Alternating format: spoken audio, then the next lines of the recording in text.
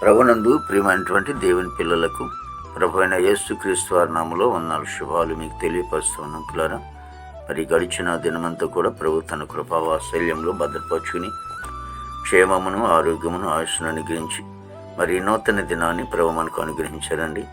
ఈ 2026 సంవత్సరము 7వ నెల 14వ దినాన్ని ప్రభు మనకు అనుగ్రహించి మరి రోజు దేవుని వాక్యం కాబట్టి భయపడకుడి, నేను మిమ్మను మీ పిల్లలను పోషించదనని చెప్పి ఆదికాండ గ్రంథము 50 అధ్యాయము 21వ వచనమండి.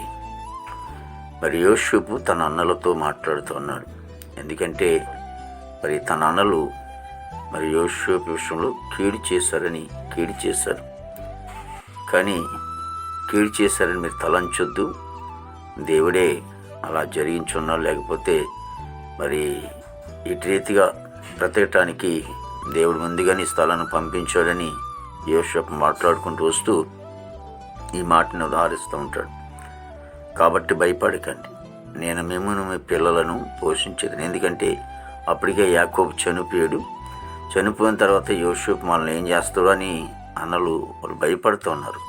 సందర్భంలో ఈ మాట అంటూ ఉన్నాడు, ఏంటి మిమ్మల్ని మీ పిల్లలను కూడా పోషిస్తానని, మీరు ఆదరించబడతారని అని యోసేపు మాట్లాడుతున్నటువంటి సందర్భం ఉంది.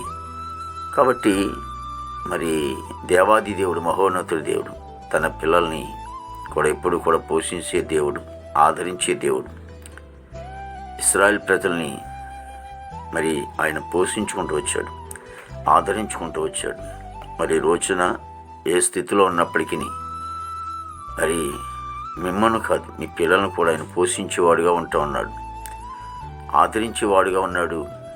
ఆయన కాపాడి కుటుంబ వ్యవస్థలో కావాల్సిన ప్రతి అవసరాలు కూడా ఆయనే తీర్చేవాడుగా ఉంటూ ఉన్నాడు. ప్రార్థన చేసుకుందాం. మహాపరిశుద్ధుడు, ప్రేమగల తండ్రి, కృపణికి స్తోత్రాలు చెల్లిస్తున్నాం ప్రభు. అవునైనా నీ పిల్లలైనటువంటి మమ్మల్ని ఎప్పుడు కూడా ప్రభా తండ్రి నాన్న భయపడొద్దని, దిగులు పడవద్దని ప్రభా నువ్వు మాట్లాడుకుంటూ వస్తూ ఉన్నావు. నువ్వు ఆదరించే దేవుడు నాయన ప్రభు. నీ ఆదరణ లేకపోతే మేము బ్రతకలేం ప్రభు. దేవా తండ్రి ప్రభు, ప్రతి నిత్యము కూడా మమ్మల్ని అనుదినము కూడా ఆదరిస్తూ నీ కృప మాతో ఉంచుతందుకే స్తోత్రాలు ప్రభా. ఇగో తండ్రి యేసు ప్రతి కుటుంబాన్ని కూడా మీరు ఆశించి దీవించండి ప్రభా. యేసు నీకు వందనాలు తండ్రి ప్రభా. మా భారతదేశాన్ని మీరు ఆశించి దీవించండి.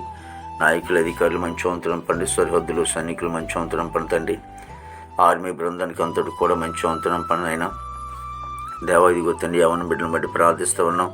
యువకులు ప్రభా తండ్రిని ప్రేమను మూసుకుంది.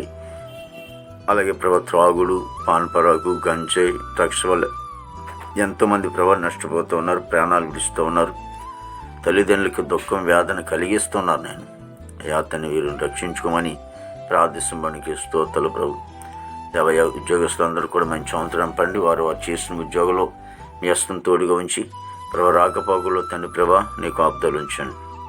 ఇగో తను చదువుకునే బిడ్డల విషయంలో ప్రార్థిస్తామని కొందరు చక్కగా చదువుకుని ప్రయోజనాలు భాగ్యం తెచ్చిందండి ప్రభా. తండ్రి చేసిన బిడ్డలందరూ కూడా మంచి అవసరం పండి దేవానికి స్తోత్రాలు చేయండి. మా దేశ పాడి పంటంతా మీరు ఆశించి దీవించండి తండ్రి ప్రభా. ఈ హాస్పిటల్లో రోజు స్వస్థపరచని జైలు ఉన్న బిడ్డలు తెచ్చండి. కోర్టు గోడలు, కేసు గోడలను కూడా కొట్టు వినండి.